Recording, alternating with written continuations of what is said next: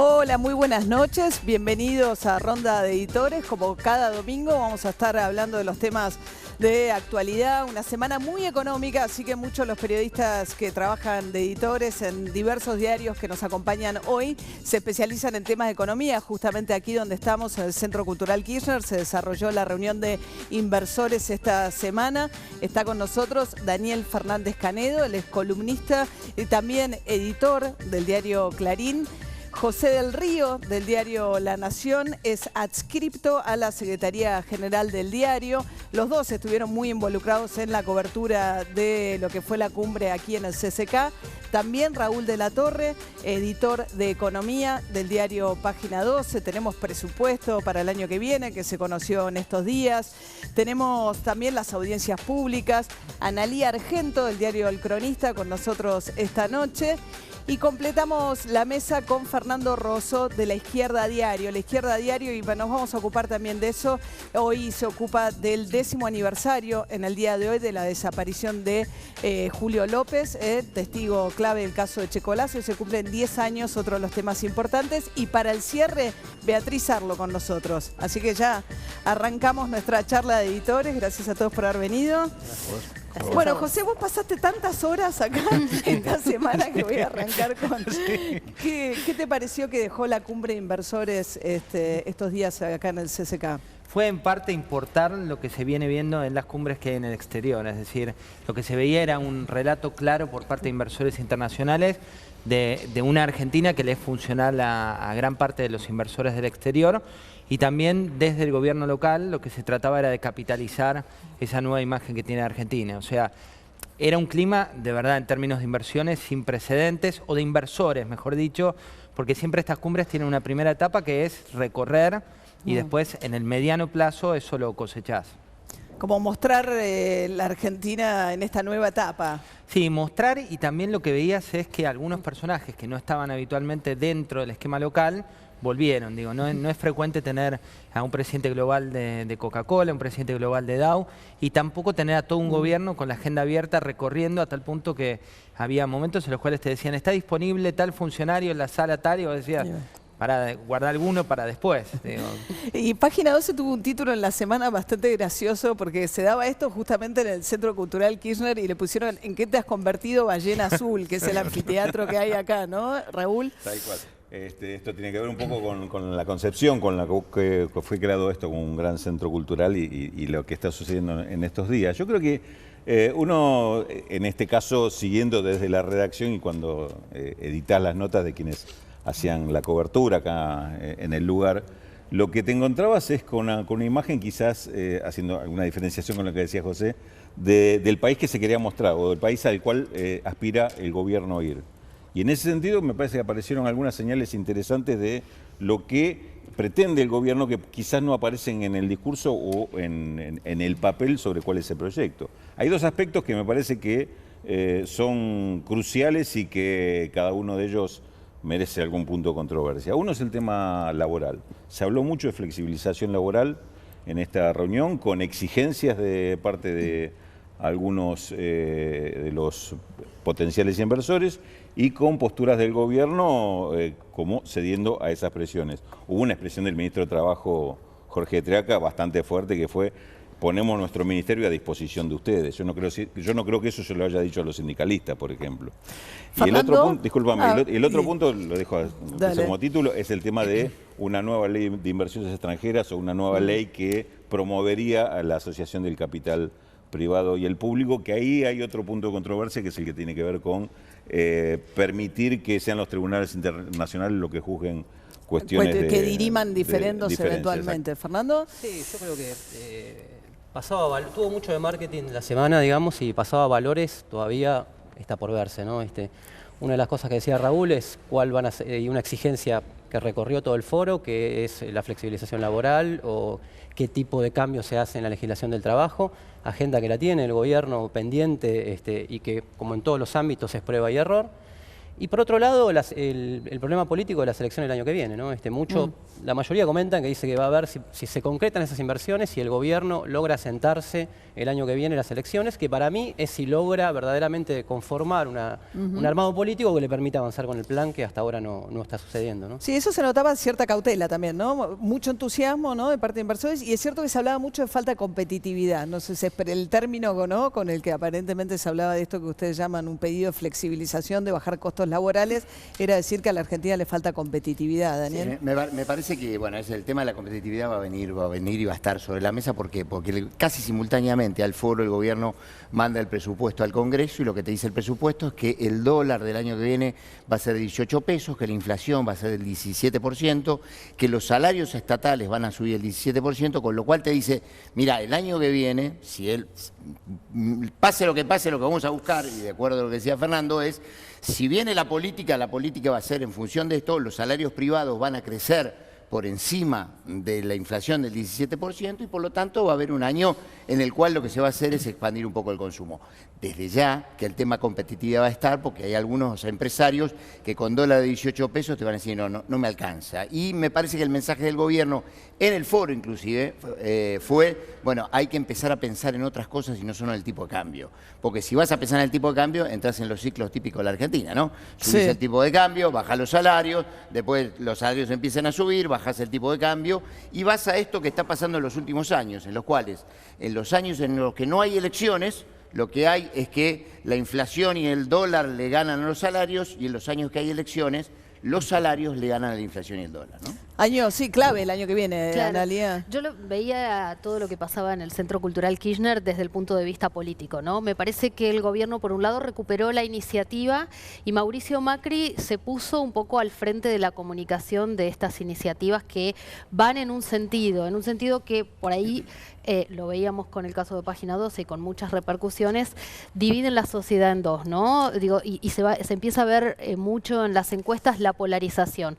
Los que creen en Mauricio Macri, movidas como la de esta semana con el Foro de Inversiones, son una señal positiva, una señal de que Argentina es un país creíble, que Argentina se abre al mundo. Mauricio Macri está hoy en Nueva York, mañana va a participar también en un evento del Financial Times y va a hablarle a inversores. Digamos, va profundizando la mirada de su gestión hacia los capitales del mundo, incluso hacia el Reino Unido. Estuvo el vicecanciller, va a estar en estos días con Theresa May probablemente en Nueva York, y priorizan los negocios con el Reino Unido. Hoy dijo que no se va a dejar de lado la soberanía de Malvinas, pero de todos modos empezaron hablando sobre la relación bilateral desde el punto de vista comercial, ¿no? Y por el otro lado, decía lo de la polarización que se va viendo en las encuestas, porque el kirchnerismo más duro puede llegar, si la economía no le va bien,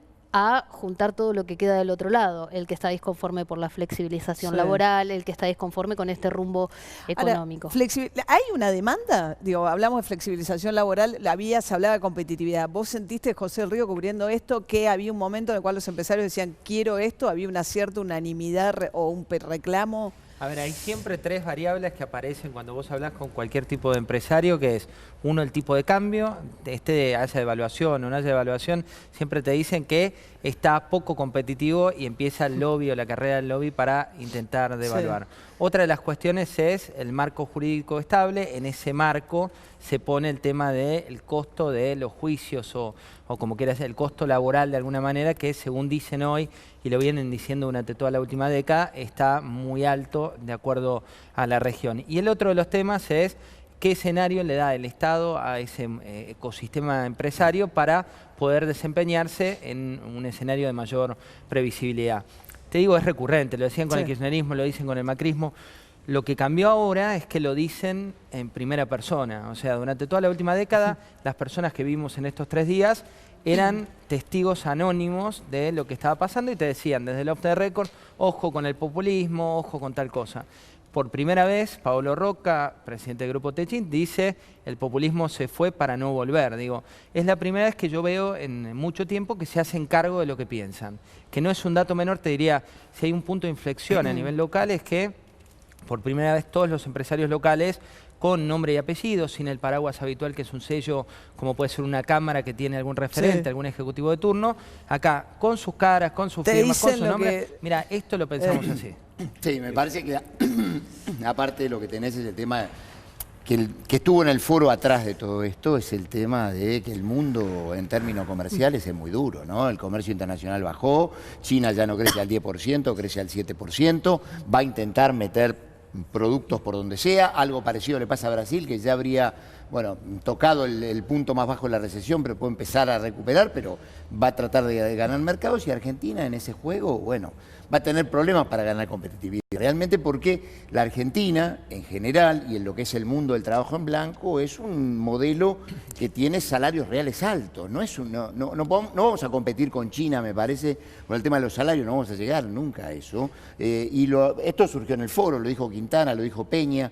La idea de que la Argentina va a un esquema en el cual el salario real va a ser alto, para lo cual hay que pensar que no solo vamos a tener que hacer soja, sino que también vamos a tener que hacer tecnología, ¿no? A ver, Pablo Roca lo dijo abiertamente, dijo, los sindicatos no tienen que pelear por salarios para pocos, sino por empleo para muchos. Es decir, si los salarios son altos, el empleo va a ser menor, digamos, ¿no?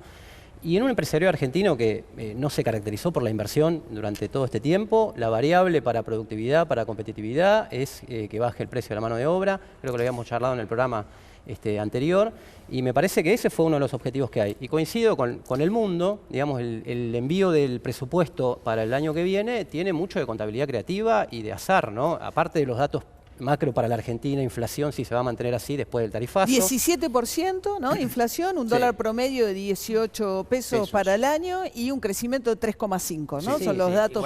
Sumo la tasa de interés. Y un tema adicional. Digo, el gobierno claramente para el 2017 dio la señal de que no quiere ajuste fiscal y que lo que va a hacer es llenar ese agujero del ajuste fiscal con endeudamiento. 4,5, ¿no? De déficit prevé, algo así. Más o menos, digo, lo que había sido un objetivo inicial de que era bajar bajar mucho el déficit, un punto el déficit, eso se por lo dejó menos de lado, y me parece que empieza a mandar la política sobre la economía, y lo que te está diciendo es: voy a ir al mercado, un mercado que hoy sigue teniendo tasa de interés cero, a buscar lo que me falta para llenar el déficit, ¿no? Sabes que anoche en la audiencia por las tarifas del gas, hablaba, entre muchos discursos, habló José Pereira, que es representante de los restaurantes recuperados en la ciudad, de los chanchitos, por ejemplo.